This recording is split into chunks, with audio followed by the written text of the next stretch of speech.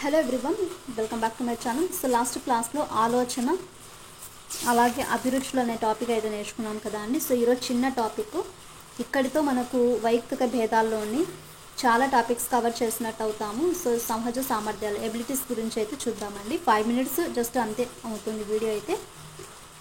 So అనువంశికంగా సంక్రమించి శిక్షణ ద్వారా అభివృద్ధి చెందే సామర్థ్యము. అనువంశికంగా సంక్రమించి శిక్షణ ద్వారా అభివృద్ధి చెందే సామర్థ్యము గుర్తించడం ఎలా? మెకానిజం మీద ఇష్టం తెలుసుకోవడానికి బెన్నెట్ మెకానికల్ యాప్టిట్యూడ్, సంగీతం మీద ఇష్టం తెలుసుకోవడానికి seashore measures of music talent అండి. ఉపాధ్యాయ వృత్తి మీద ఇష్టం తెలుసుకోవడానికి టీచింగ్ యాప్టిట్యూడ్ టెస్ట్. సో అనువంశికంగా సంక్రమించి శిక్షణ ద్వారా అభివృద్ధి చెందే సామర్థ్యాలు ఏంటంటే, మెకానిజం మీద ఇష్టం తెలుసుకోవడానికేమో బెన్నెట్ మెకానికల్ యాప్టిట్యూడ్ టెస్ట్ అంటారు. సంగీతం మీద ఇష్టం తెలుసుకోవడానికి seashore measures of music talent అంటారు. ఉపాధ్యాయ వృత్తి మీద ఇష్టం తెలుసుకోవడానికి అయితే టీచింగ్ యాప్టిట్యూడ్ టెస్ట్ అనేది ఉంటుంది. సో మరియు డిఫరెన్షియల్ యాప్టిట్యూడ్ టెస్ట్ బ్యాటరీ గురించి చూసుకుంటే, దీనిని టస్టన్ ప్రాథమిక శక్తుల సిద్ధాంతం ఆధారంగా జేకే బిన్నెట్ అతని సహచరులు రూపొందించారు. డిఫరెన్షియల్ యాప్టిట్యూడ్ టెస్ట్ బ్యాటరీని టస్టన్ ప్రాథమిక శక్తుల సిద్ధాంతంని బేస్ చేసుకొని జేకే బిన్నెట్ అతని సహచరులు రూపొందించారు.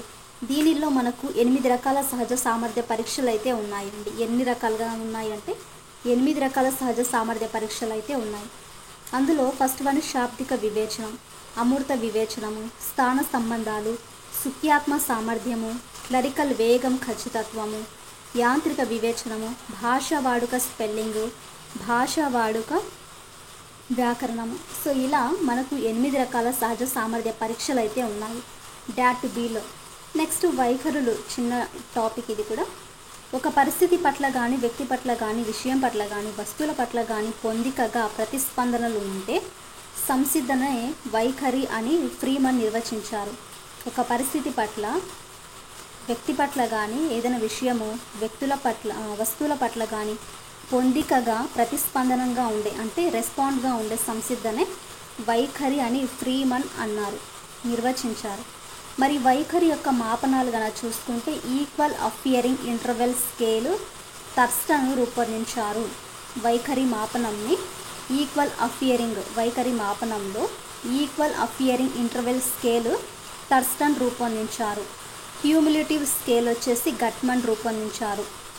Summative rating scale Likert, social distance scale Bogardus, సాంఘిక మితి జేఎల్ మొరనో.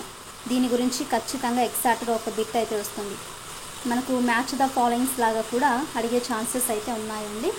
సో ఇది చాలా చిన్న టాపిక్, వితిన్ 5 minutes బిలోనే కంప్లీట్ అయింది. సహజ సామర్థ్యాల్లో డాట్ బి గురించి, అలాగే వైఖరుల మాపనం గురించి, వైఖరుల గురించి మీకు 1 by 1 డిస్కస్ చేయడం అయితే జరిగింది. సో రేపటి వీడియోలో మాత్రం ప్రీవియస్గా మనం థియరీ పార్ట్ ఏవైతే నేర్చుకున్నామో వాటికి రిలేటెడ్గా 45 వరకు క్వశ్చన్స్ అయితే ఉన్నాయి. సో వీడియోస్ని వాచ్ చేస్తూ ఉండండి రెగ్యులర్గా. మీకు నచ్చినట్లయితే మన ఛానల్ని లైక్ చేయండి, షేర్ చేయండి, సబ్స్క్రైబ్ చేయడం మాత్రం మర్చిపోకండి.